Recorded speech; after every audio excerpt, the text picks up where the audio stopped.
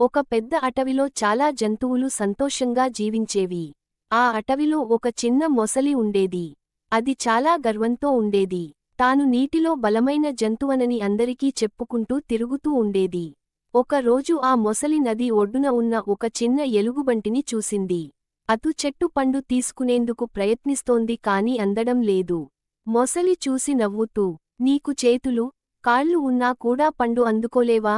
ఎంత బలహీనంగా ఉన్నావు అని ఎగతాళి చేసింది. ఎలుగుబంటి నిశ్శబ్దంగా ఉన్నా బాధపడింది. కొద్దిసేపటికే అటవిలోని పెద్ద చెట్టు దగ్గర నుండి పెద్ద శబ్దం వినిపించింది.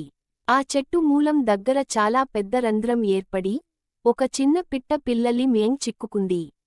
అన్ని జంతువులు దానిని బయటకు తీయడానికి ప్రయత్నించాయి కాని ఎవరికీ సాధ్యం కాలేదు.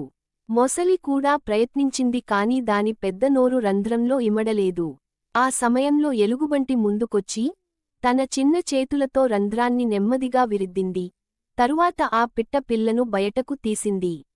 అన్ని జంతువులు చప్పట్లు కొట్టి ఎలుగుబంటిని ప్రశంసించాయి. మొసలి సిగ్గుపడుతూ, నిన్ను నవ్వుకున్నందుకు క్షమించు. ప్రతి ఒక్కరి బలం వేరు.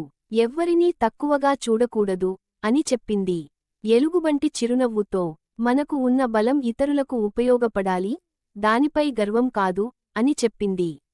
ఆ రోజు నుండి మొసలి వినయంగా మారి అటవిలోని జంతువులతో స్నేహంగా ఉండింది. నీతి: కుడి చూపుడు వేలు మరొకరిని తక్కువగా చూడకండి.